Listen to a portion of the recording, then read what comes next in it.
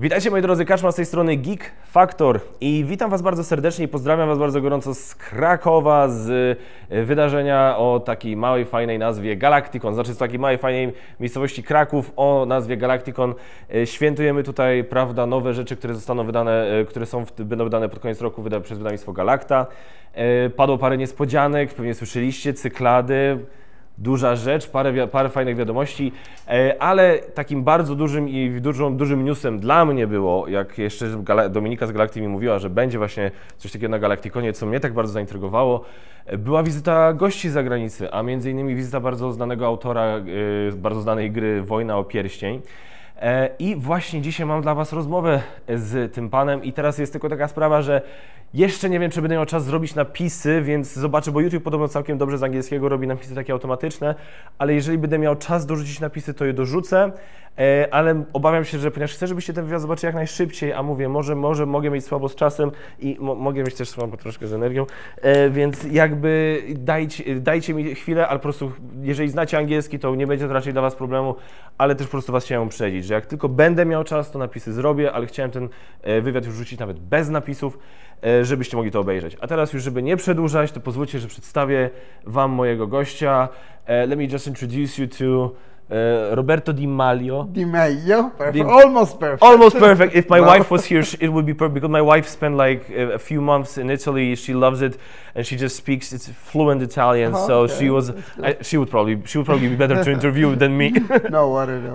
So welcome to Poland. Is this your first time? Yes. This is your first time. First time in Poland, first time in Krakow. So of course, it was a really pleasure not just to meet everybody here at Galacticon, but also to get first time knowledge of the So be honest, do you like it? Yeah, it's been great, really. Easy to like Krakow. I don't know how the rest of Poland is yet. Maybe I will in the future, but Krakow is really a great city. It is. It's really beautiful. And I live on the other side of Poland, but whenever I come here, I like the people.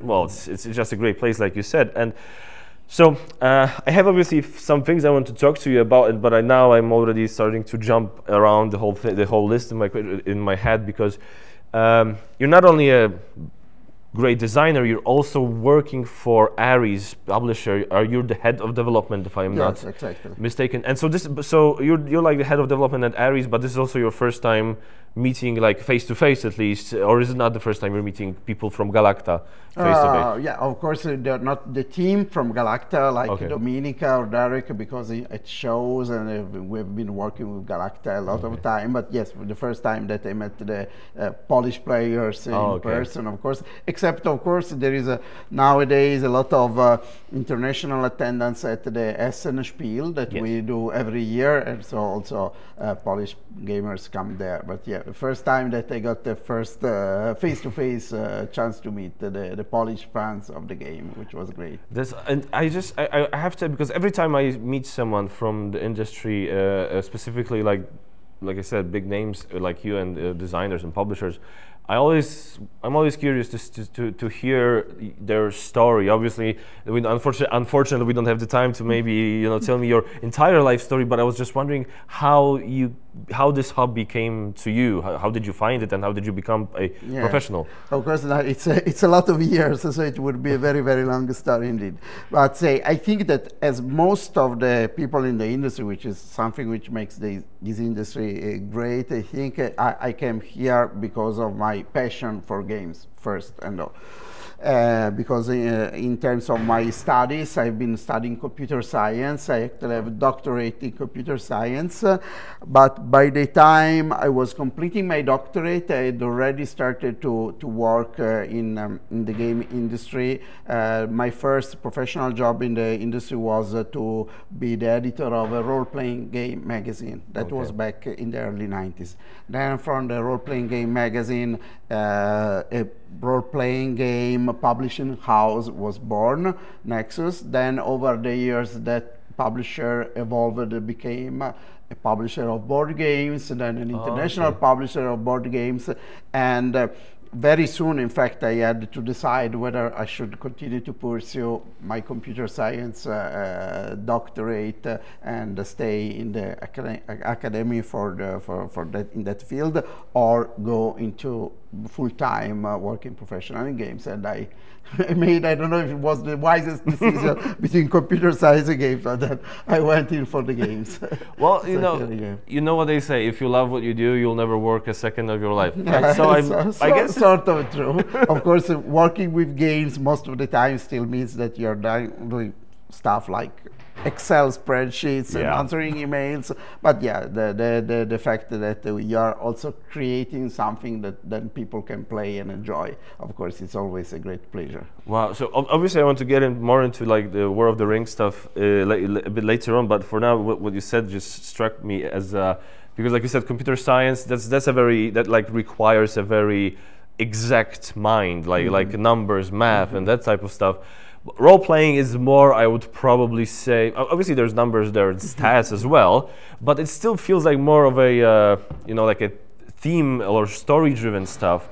But I was reading the rulebook that just recently even again for War of the Ring, and like every time I open this rulebook, I keep like thinking, how did they calculate that you have to do 2 orcs here, 1 regular, 1 elites, 1 leader here, and you're like, how did they calculate this stuff? And is that like where the computer science stuff comes in? It's a little bit of science and a lot of playtesting, in fact. But yeah, so I think it's not unusual. A lot of famous game designers somehow come out of the scientific field, like Richard Garfield is a mathematician, Rainer Knizia is a mathematician. So it's not unusual, of course, because a lot of the things which happen inside a game are somehow related to math and computer science. So it's not unusual that these two professions somehow cross into each other. It is also true that it's a good point that in my case, I think the fact that I come from role-playing game professionally, but also say in terms of my passions, I always liked a lot of games with strong themes, and that together with like a more scientific background, I think that somehow this shows in the game that I still do, in the sense they are board games, so they need to have a strong mathematical foundation, but I also like that my games and the games that we publish in general are games with a very strong theme, which say respect the theme they decided to represent. So. That's great that you said that, because it's perfect timing that I'm talking to you right now, because I decided on my YouTube channel I do how to play videos and reviews and stuff like, and those are like the core the core content of my YouTube channel. And because we had, as you probably know, because I know you've mentioned this today, we had the opening of Dune War for Arrakis recently. I decided to celebrate that by going back and doing like a review and a how to play of War of the Ring, a review and a how to play of Battle of 5 Armies, and a review and a how to play of Dune for Arrakis. So I am exhausted, by the way, because that's a lot of work. but I love it. And the thing is, why I bring this up is what I said is I reviewed the War of the Ring with my friend, and for him, War of the Ring is like one of the #1 games for him, and he says the word he uses for it is that it's a complete game, because it's got everything. It's got the theme of the story, it's got the strategy, and this has got to come up like because War of the Ring is one of those games that it's because of its heavy, it's maybe not as popular as Catan, but when people like it, they love it. Yeah. And do you get that a lot? Do people come up to like you? I do get that kind of feeling, and I feel very fortunate for that, because when you design something, it's always hard to say if it will find the heart of its audience. And I think that with War of the Ring, I, Francesco and Marco, we have been very lucky in the sense that we were so passionate about the theme, and we really knew which kind of game we wanted to play. So we were really, we are the players of that game. If there is anybody else in the world who feels the same that we do, they will probably. So when we realized that we liked playing the game, we liked playtesting it, we liked working on it, we we realized that this might be something for the other players as well. Right, well, but it's also amazing. I don't know if you would agree that it's because the second edition premiered in 2011. So you know, in board game years, that's a lot of years. That's an old game essentially now, right? Yeah. But it still holds up. The reprints are coming. It's always debuts well. There's expansions that it still. So how do you feel about the fact that okay, it's an older game? Maybe probably with your knowledge and experience, maybe today you would do some things different, but it's still this number one. And in fact, if you look at the first edition, which is not so different from second edition, it's 20 years old this year, so it's really old. But you know, I think it's say board games, in spite of the fact that the market in these days is very dynamic and a lot of titles come and go and vanish in a matter of months, they become old. But the board games tend to be more resilient, in fact, than other categories of media. So if you can think okay, the most popular games on the market, which maybe, say, we ourselves as gamers can't like that much, but I don't know, Monopoly is a 100 years old game now almost. How many media can you imagine where something from 100 years ago still can have a space on the shelf? So board games do have their own resilience. And in today's board game market, of course, is still growing a lot. So there are still a lot of new players coming to the market. And if a game is fortunate enough, like War of the Ring and some other, I can think of games, I don't know, CONAN, which players still play and enjoy and still continue to be developed, or on different kind of categories, I don't know, Terraforming Mars, I don't know. There are games which are from like 10, 20, 30 years ago, which, okay, if they are good enough and with the expanding market, they actually can do better and better every year. Today, War of the Ring, we are selling more copies of War of the Ring per year than we were 10 years ago. Oh, really? The board game, right? Yes, it's actually growing by absolute numbers. It's not just because the market is growing, there are more people coming. And when new people are coming to the board game world, they look at, okay, what's good out there, which, and of course, War of the Ring has the fortune of being standing up in its category. Of course, if you like heavy thematic game, but in that category, of course, is one of the games which, say, people look at, and some of them in the end may like it. So it's plus, you know, it's always a good marketing strategy where you can say that, hey, you want something good from Lord of the Rings that's better than the show on Amazon? Hey, you got this game. I'm just kidding. That would be an easy win. You know, Thank you. I was hoping you'd say something like that. I want to show you a picture. 3 years ago, we went on a summer holiday, and so I'm going to be honest with you. I have come into this hobby about 10 years ago, and I am still discovering new stuff, still discovering new game, and War of the Ring was one of those big games that I was always afraid of. I heard great stuff, I have massive respect. I was always afraid of it. I played Battle of 5 Armies a few years ago, but War of the Ring, I played for the first time this year. Okay. I'm not kidding you. So this is so cool for me that I'm meeting you, because I felt it, I'm like, okay, I get it. I felt it was one of the games like, I get where the love is coming from. But because I didn't know that much about it before, 3 years ago we went on a summer trip, and because it was down in the south of Poland, actually not far from here, it was raining all the time, so we couldn't do much. So we visited this old museum that has like old toys, and on the wall I saw this.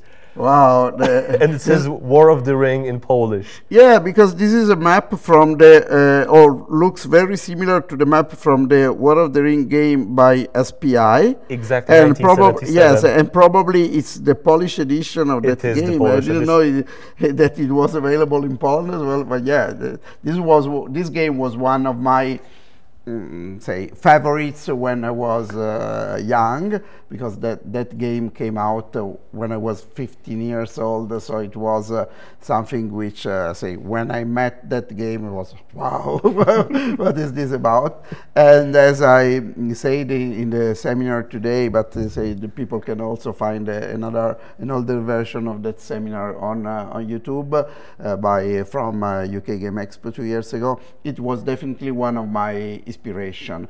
for good and bad, in the sense that we wanted to our game to be something like that, in the like the original Richard Berg, Howard Barash War of the Ring game, in terms of the scope of the game. So what is something epic that when you put on the table, wow, this is Middle Earth.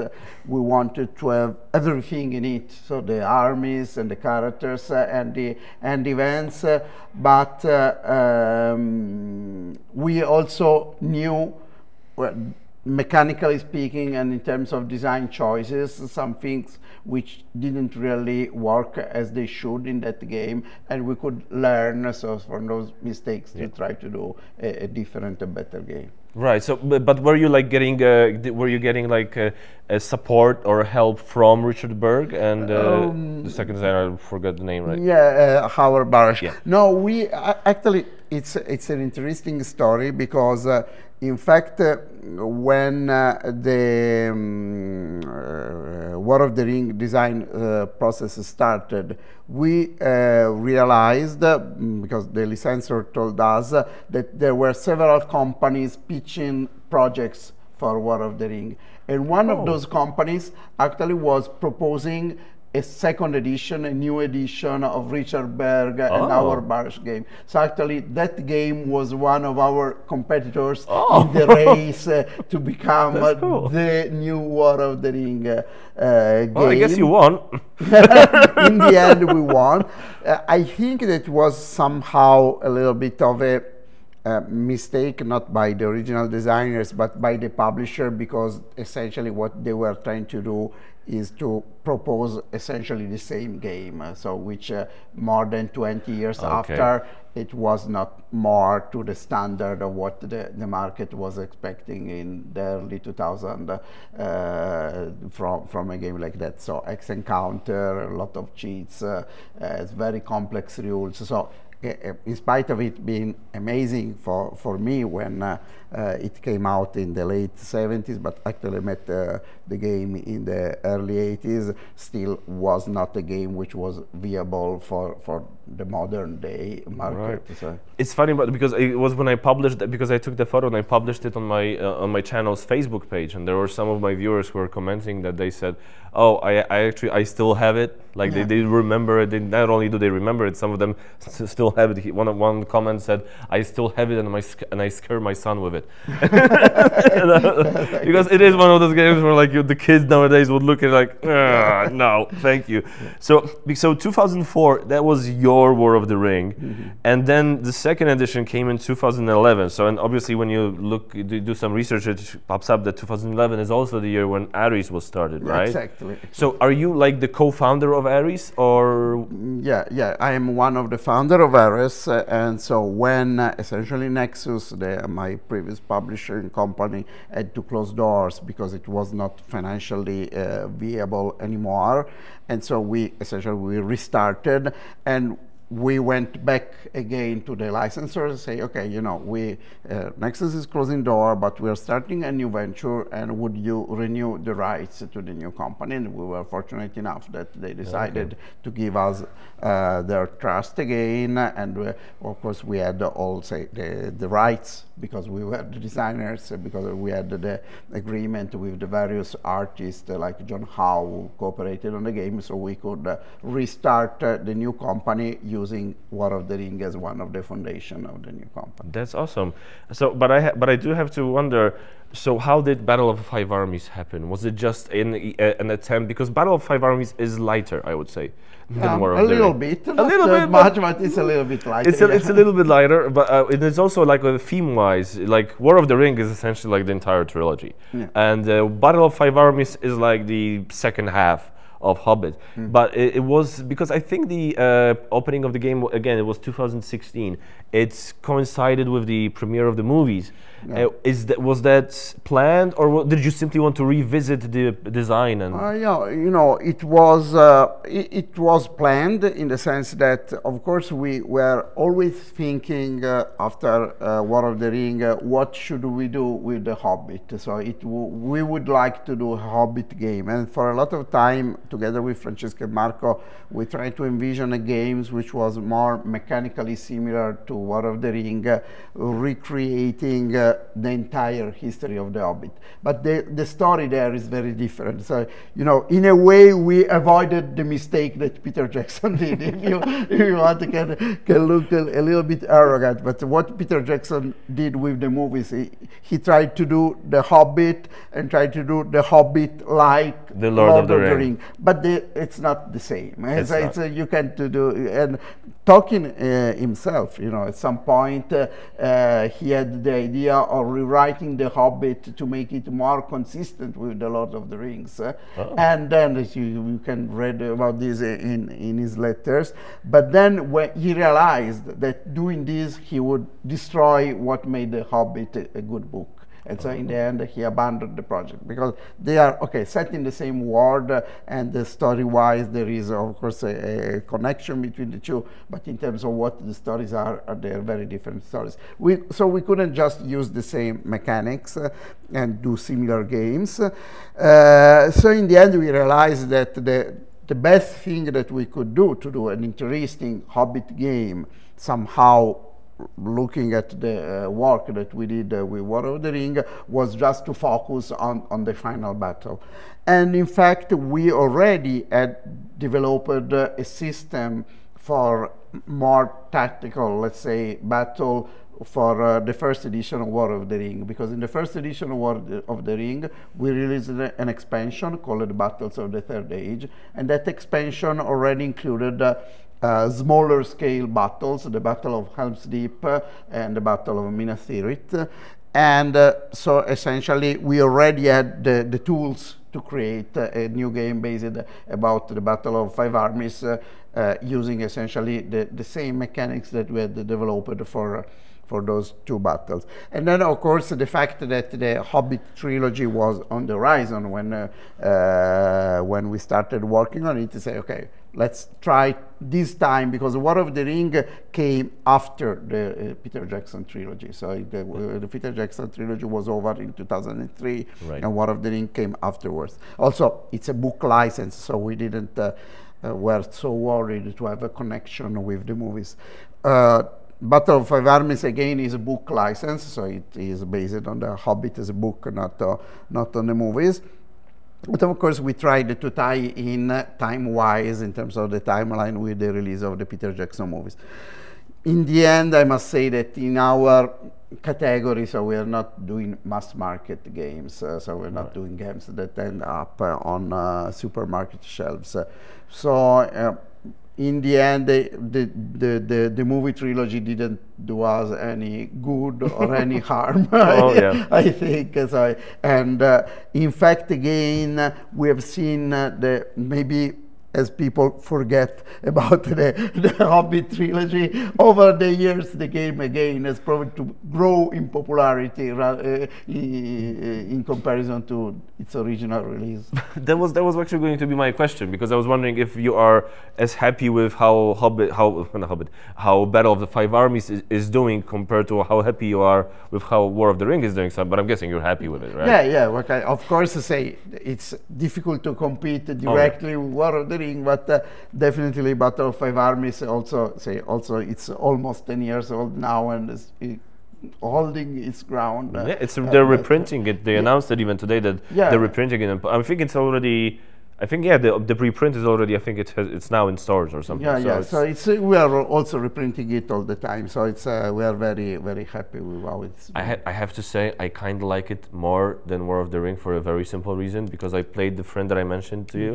I played with him both War of the Ring and Battle of Five Armies, and I lost tremendously to him with War of the Ring, but on Battle of Five Armies I wiped the floor with him. He was like he was ahead with the points, and I won a battle with him that made him lose all the points because he lost that stronghold. And then I played a card that made Bjorn appear sooner, and and he was just like gone. He didn't have any units, and I was like, oh. So you were playing three people. So. Yes. It was just so satisfying, and I'm sorry, I'm a petty man. I'm like, if I win in a game, this game means more to me. Yeah, makes sense. This is something that, say, the common wisdom is that when you teach games to people, you should allow them to win so they can enjoy the game more. So so I did not do that because he taught me War of the Ring. I taught him Battle of Five Armies and I won. So yeah, but yeah, still I love. But again, this is just it's a great game. But I have to ask now, because if I look at like your design, so 2004 we have War of the Ring, we have 2006 Marvel Heroes, 2009 Age of Conan, 2011 second edition of War of the Ring, 2016 Battle of Five Armies. And there seems to be quite a big gap now, like with your name on a box. Yeah, that's true. But that's because, in fact, I am, say, most of the time I'm involved more with the development and the production of other people's games rather than, unfortunately, I would say, because of course I love the game design part, but say game design is just a tiny fraction of my time and my work. So in the end, it's especially in the early years of Ares, of course, my main focus was to getting a lot of new games to be produced, and of course my game design skills, if there are skills, they most of the time come into the service of the games that we develop and publish rather than games that I do entirely from scratch. But you forgot to mention one of my masterpieces, Rattle Snake. Oh boy, sorry. No, just joking, because all the games that you mentioned are the ones which probably I and also my companies have been mostly known for. But Rattle Snake actually became a Spiel of des Jahres nominee when it was released. Okay. In the children game category, because as complex as War of the Ring is, Rattle Snake is exactly on the opposite end of the game design spectrum. As like one rule, I can teach you how to play in 30 seconds and everybody can play. Okay, I'm so sorry. What year is it from, though? I have to... I don't know, maybe 2008, 7, 8. Okay, I will look that up, sir. Doesn't fill that gap anyway, but yeah. No, but like I was actually kind of like expecting that would be the answer, because obviously Ares has come out with like quite a few games in the meantime. We had War of the Ring, the card game, for example. We also had Sword and Sorcery, which is a massive project. And I'm guessing you're working a lot on that one as well, because it still keeps getting like there's expansions and everything is coming. So how did you come to like this big dungeon crawler? Did it like somebody come to you, or were you looking for a dungeon crawler, or did somebody just show up to you with a design? You know, it's an interesting question, because actually it started with Galaxy Defenders, because a Gremlin project, one of the two people in the studio is an old-time friend, and when he decided, together with Nunzio Surace, together with Simone Romano, to start a studio venture to develop these kind of games, then he came to us with the proposal that we could be the publisher, and we liked the idea a lot.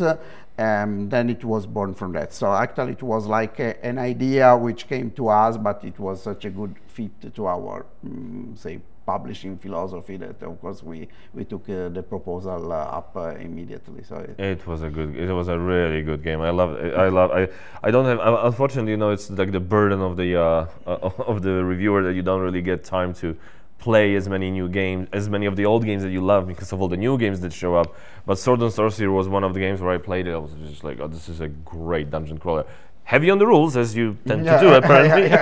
It is. But definitely worth it. So I was thinking, because like I know Age of Conan was with Fantasy Flight Games, so I don't know how that would work. But you know, it's like I said, there's been a big gap now, and I know Age of Conan also, because I read some of the rules. It was never unfortunately published in Poland, so but I did read the rules for Age of Conan in preparation for talking to you, and it seems it also has some of the common DNA with War of the Ring? There's a lot of differences, but for example, like the dice action mechanism is similar. So I was just like thinking, maybe, you know, like a good idea would be to revisit Age of Conan as a second edition. You know, Age of Conan has been one of our first designs after War of the Ring. I personally loved Howard's stories and so the Conan epic. So when we were proposed the idea to do a game based in the Conan the Barbarian universe, we were excited with it. Of course, in many ways, I think that Age of Conan, from a game design point of view, is an improvement. We designed it after War of the Ring, and we tried to take into account all the complexity, all the things that made War of the Ring a difficult game for people to tackle. And at the same time, it proved to be not exactly what people want when they think of the Conan universe. Because, of course, War of the Ring is a grand strategic game, and then we decide to make a game in the same mold with the various Hyborian nations fighting, and so in fact the game we call it Age of Conan because it's more about what happens in that period rather than Conan. I mean, of course, Conan is a very important element of the game.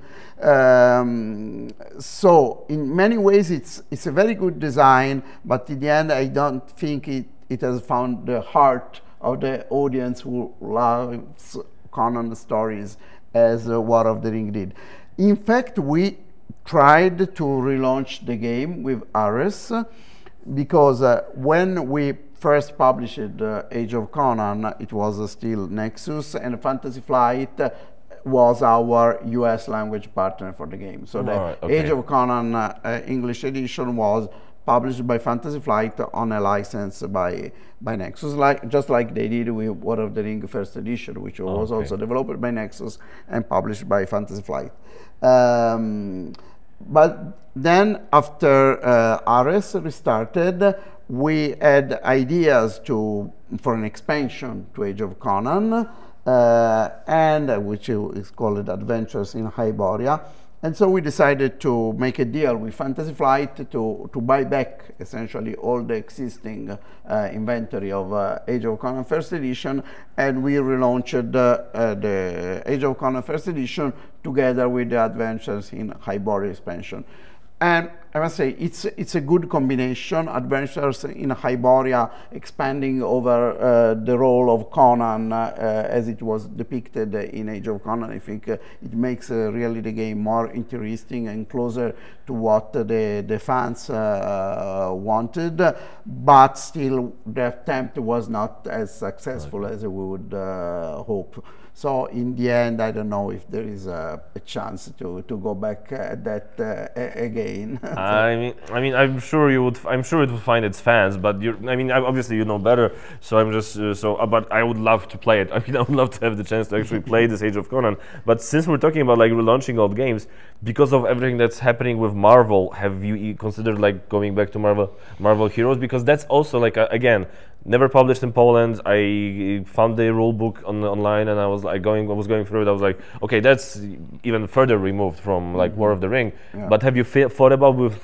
what's happening with Marvel to go back to that one? Sometimes we did, but of course there is a lot of Marvel licensing in these days. Even very good games like Marvel United from Simon, and Marvel Heroes again. It's a great game and can be a great game for many people who love it, but at the same time I think it has faults it has its defects for being a Marvel game, in the sense that Marvel United is a very good example. Marvel United is a game which is very simple to play, very simple to learn, can be played really fast, still very thematic, and you can play cross-generation, you can play an adult with a kid. So I think that what Marvel fans really expect when they open up a game about Marvel stories. They want something that they can, if they are people my age, something they want to play with their kids or with their grandkids. In my case, I'm closer to being able to play with my grandchildren. So I think that Marvel Heroes was a little bit too much for so maybe, I don't know, in the future, like it has great ideas, like how team play is important, how players cross fight each other with one player controlling the master villain to fight against another player. So there were a lot of interesting concepts there. I think probably it was a little too complicated.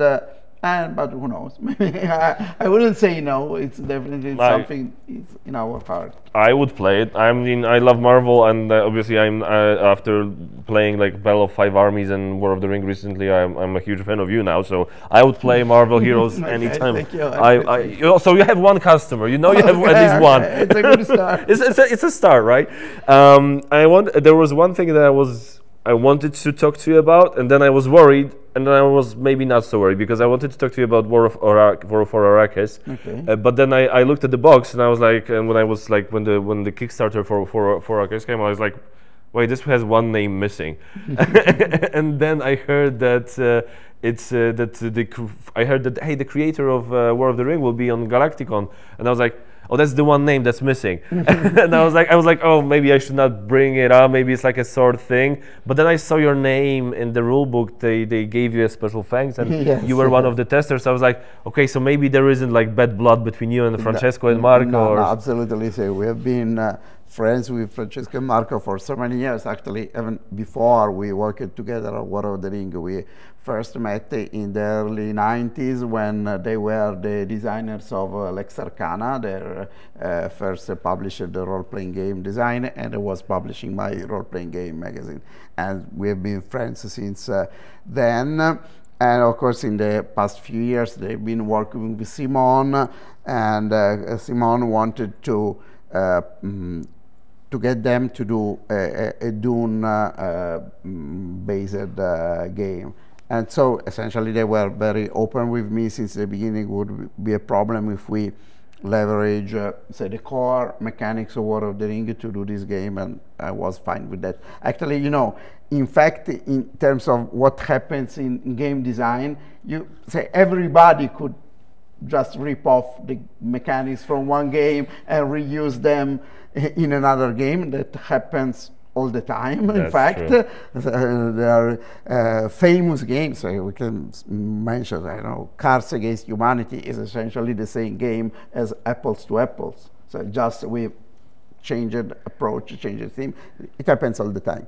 But of course, in this case, it was something which was discussed, and it was a pleasure of participating in some of the playtests of Dune War for Arrakis. I can't say I contributed much directly on the design, except a couple of chats with Francesco and Marco when we were playing, but I was happy that they could, say, give a new life to the mechanics in a new setting and the game.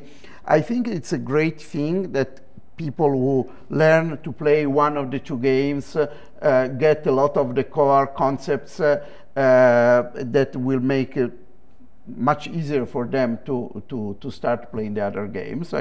But I still think that say everybody who loves Dune will play one game. Everybody who loves Lord of the Rings will play the other game. Everybody who loves both universes, as a lot of people do, will want to have both, because each of them is a very good representation of their respective universe. So I don't think the two games do any harm to each other. On the contrary, I think they can appeal to the same fans. I could not agree with you more. It's like I said, I have the 3 games right now, and I am not getting rid of either one. And it's like, if I want a thinky strategy game in the world of Dune, which I love now thanks to the movies, I'll play more for Arrakis. If I want the Lord of the Rings feel, I'll play War for the Ring. If I want a game that I want, I'll play Battle of Five Armies. Sure. Makes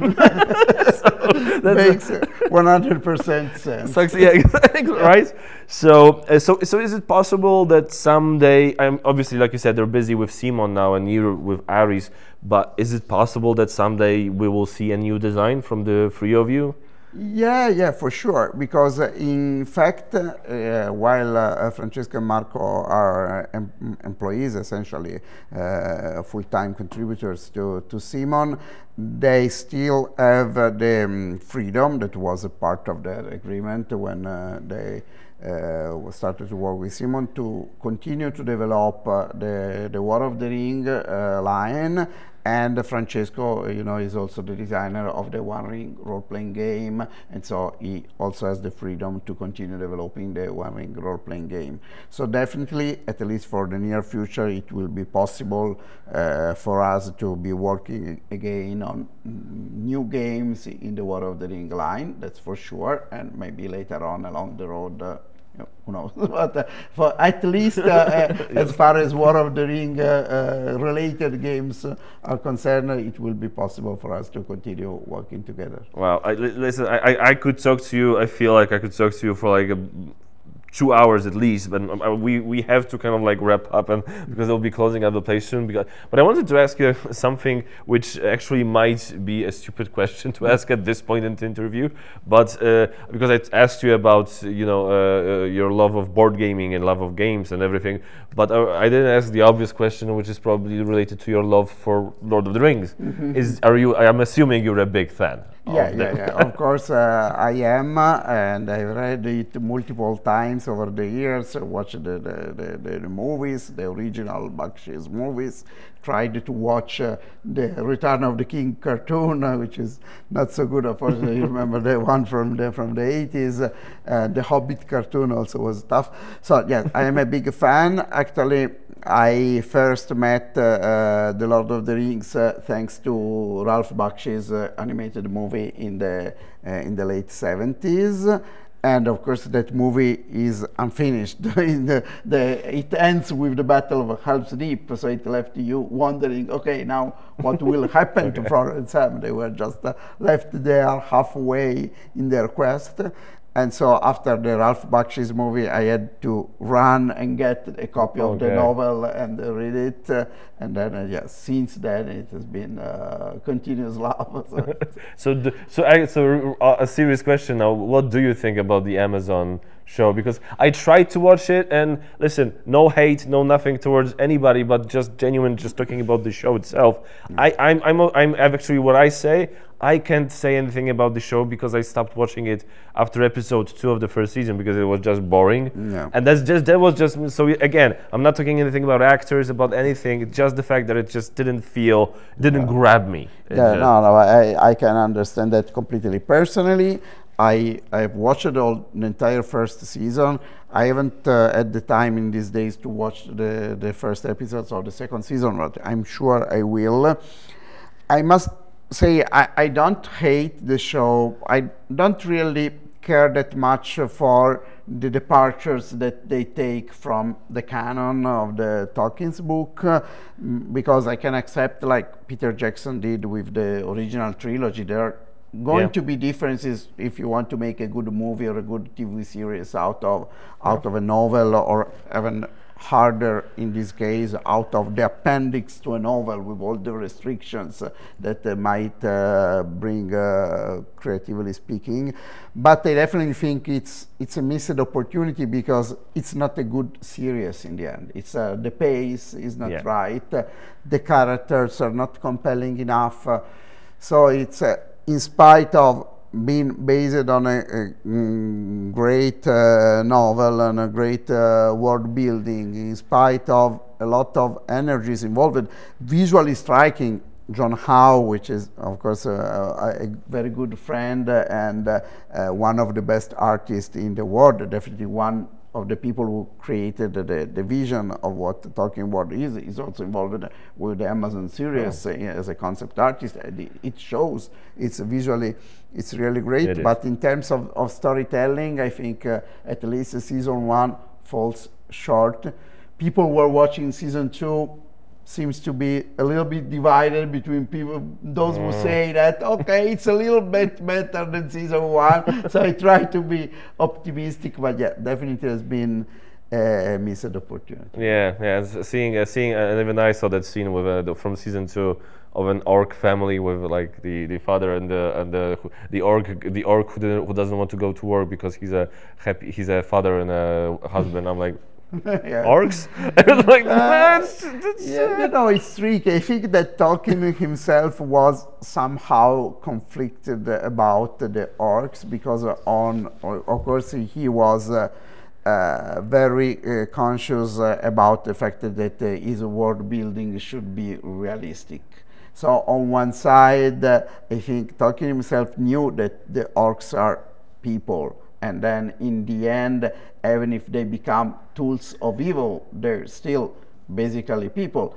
At the same time, they end up, in the ways they are depicted in the stories, they end up as pure evil. So I think Tolkien himself had the difficulties in making this, his world vision, you know, based on his Catholic faith, to match some of the elements of the mythology that he had to create. So are orcs absolute evil, or are they people who have been, say, turned into something evil and an instrument of evil?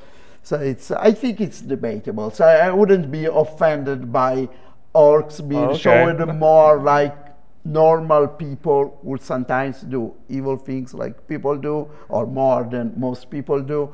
But yeah, if it was in the service of good storytelling, I think that's the point. I think that's always the case. Like when you have good ideas that sound good, but you still have to deliver them, and you still have to deliver that concept of. And you can have the best ideas, but if the delivery is not there, it's missing. So Roberto, I will let you go, but I have one question from no, actually 2 more questions. So maybe we want to talk about the game that you came here. You're showing, Altai, which is a new game from Armies, which will be published by Galacta.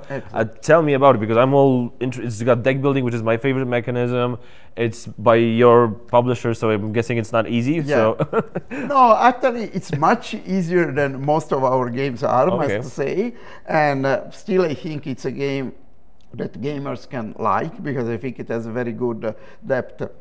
I think if your viewers know both Ole Steines and Paolo Mori, which are the co-designers of these games, are not designers which are famous for super complex games. They both of them tend to have pretty streamlined design, and I think that having this game, which is a collaboration between them, still remains very streamlined in terms of its rules, but has a very nice depth.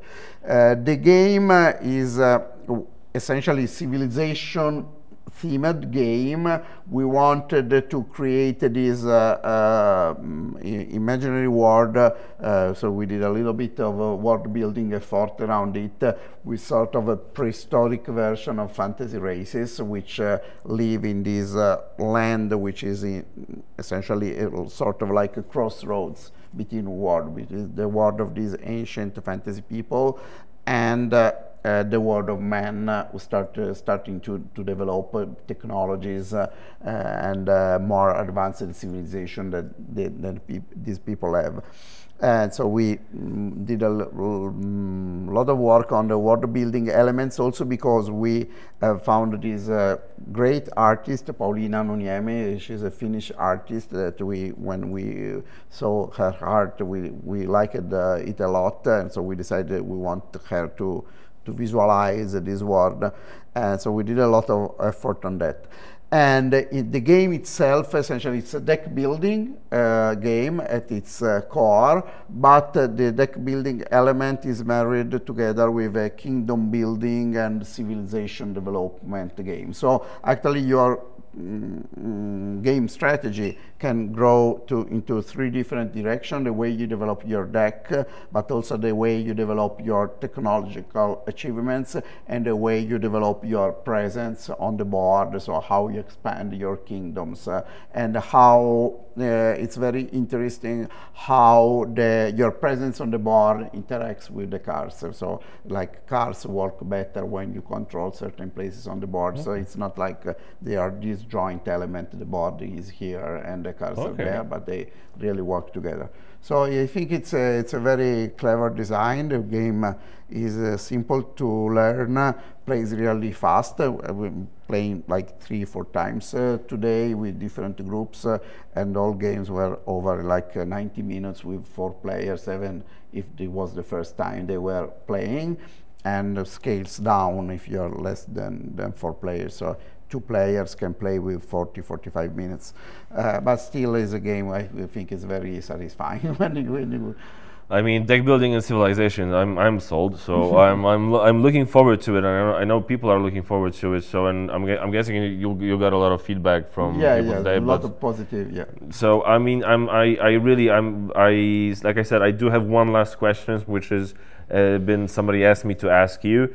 And this will I promise you this is the last question. How the hell do you win as free peoples in War for the Rings? There are many ways. Actually, there are strategy articles that you can find also on our website, but on the internet. So of course the simplest strategy is just to focus a lot on the quest for destroying the One Ring. So just don't forget that first and foremost you have to move forward the fellowship. So because sometimes, as in the books, sometimes you are so focused on trying to defend yourself on all sides that you just forget about the poor ring bearers which are there waiting for you to take care of them. So first thing is of course the more basic, let's say, free people strategy is to do there, to go there. And of course, there are other possibilities, which I'm happy that actually in real life play, they proved to be quite more successful than we could envision when we designed the game, like the Free People Military Victory, which seems like a first century thing, but there are expert players who optimize their gameplay for the Free People Military Victory by doing apparently crazy things like sending out all the characters immediately and rushing Aragorn to be crowned as king of Gondor. So there are things that you do, but that if you do that kind of things, you can actually also win a Free People Military Victory. So in the end, it's possible, but say if you are in your early games, I would definitely suggest not forget Frodo. Thank you so much. You heard it from the man himself. Don't forget about Frodo. Listen, Roberto, thank you so much for taking the time to talk to me. Like I said, I'm a huge fan of you, and I just, on behalf of the gaming, there's people who do sort of a lot of different things like art and media and all sorts of things, and who always do a lot of things well and provide a lot of good products, but they never get that one thing that's really great. And you did that, and you did that quite early on, and it's still like one of your, it's still this great hit, and I'm just really happy for you. And really, on behalf of the gaming community, I just want to thank you for giving us this game, and on behalf of Lord of the Rings fans, thank you for giving people a great game set in that world. That's a really great gift from you, and I wish you all the best. I wish you all the best with Armies. I hope we get to talk sometime in the future again. Sure. Maybe you'll come back here. Yeah, I hope so. Definitely. It would be great. So you're a great guy. Thank you so much for taking the time. Thank you very much. It was a great chat. Thank you. Thank you i dziękuję Wam bardzo. Jeżeli się podobało, to dajcie znać w komentarzach. Pozdrawiam Was i tradycyjnie zapraszam Was do subskrybowania, komentowania, lajkowania, ale przede wszystkim do oglądania i do grania w gry od pana Roberto. Trzymajcie się, do zobaczenia. Cześć!